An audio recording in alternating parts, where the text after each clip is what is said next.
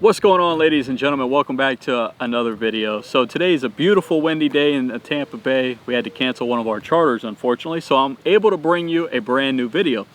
So a popular question among clients and private messages is oftentimes what hook, what size hook, how to use the hook, for what bait, and so forth. So what I'm going to do is a nice series it's going to be an intro into hooks, and this is going to be great for beginners, and it might even be good for some of you intermediate guys that know a little bit more about fishing. So let's jump in. I'm going to cover the so-called anatomy of the hook, and we'll walk through it. I'll show you all about it and then discuss some of the benefits of different types of hooks. Let's go. Check out this beautiful box. Bi-Spro, watertight. I keep all of my Gamakatsu hooks in here, and it works, keeping them dry, keeping them from that salt element. So guys, as you can see here, a lot of different hooks. We're going to go over some of the most fundamental things and the basics of the hook, and then if you want more in-depth hook videos, comment below and let me know. But in the meantime, let's talk about the basics. Alright, so here we have the 9/0 Super Nautilus Gamakatsu hook. I'm actually going to be showing you this in the demonstration as we go over the basics and explain the different parts. So let's do that. This is a fairly large hook, as you can tell. So the very first thing is the eyelet. This is typically what you tie your line or your leader to. Now, this would be considered the shank. Then you have the bend, which is quite obvious. This is where it starts to bend. And then at the very tip of the hook, you have the actual hook and then the barb. The barb is what keeps the fish attached to it when you're in battle. Now, in between the shank and the tip, you have what they call the gap. Now, I won't go into complete detail, but the gap is important, and it's going to be based off of what kind of bait you're using and of course the size of the fish that you're targeting. So that's the very fundamental basics of this Super Nautilus. Now, or the hook in general, I should say.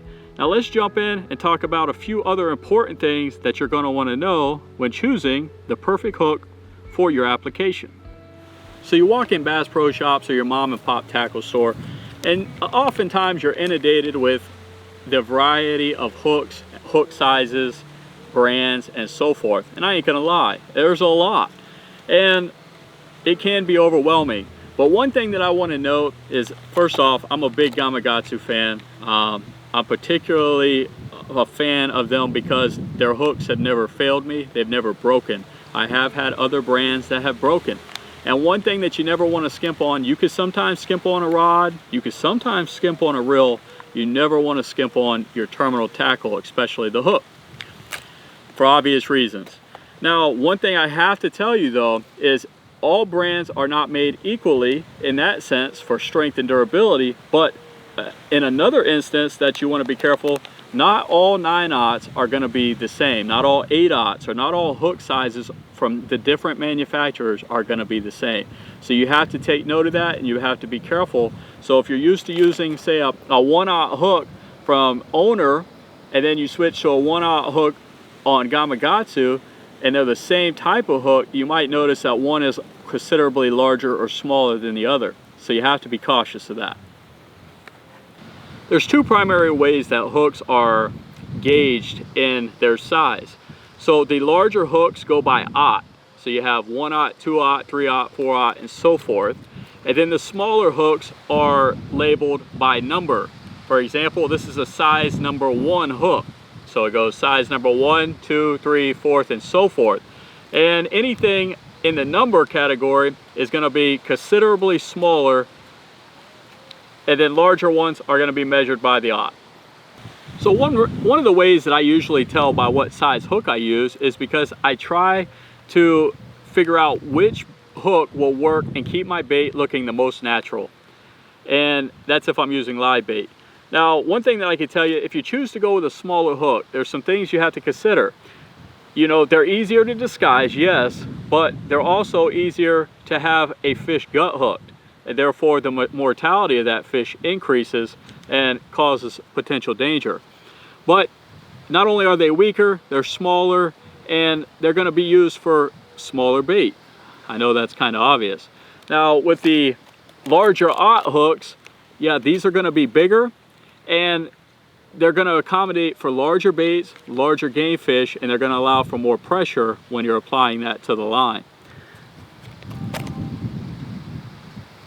So again, I'm not going to get into too in-depth with what hooks are best for which species, but there's two primary hooks that you're going to use, at least in saltwater inshore fishing. That's going to be a circle hook and a J hook. Now 90% of the time I use a circle hook, and obviously this is because it's better for the fish. It's also better for the clients. They're not bass setting the hook and trying to rip lips, but it just overall, I think, better for the hookup ratio and better for the fish.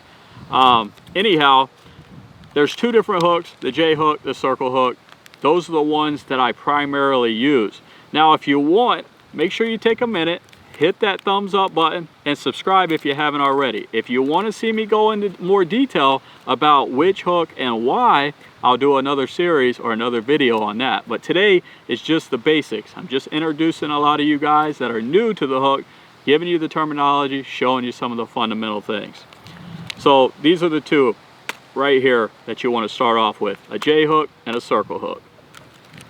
So every region and state is different. So you definitely want to check with your local and state federal regulations and make sure that you're using the proper hooks, because for example, and I'm not going to go into depth, but some of our reef fish or many of our reef fish require a circle hook, and that's something that has only been implemented, I would say, in the last 8 years or so. Don't quote me on that, but somewhere around there.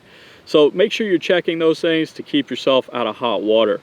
Now again guys, I hope you enjoyed today's video. I just wanted to show you the basics of the hook. Let's jump in on the next segment. I'm going to be showing you about the inshore hooks that I prefer for saltwater fishing. So if you want to see that, comment below. And until next time guys, I'll see you on the water.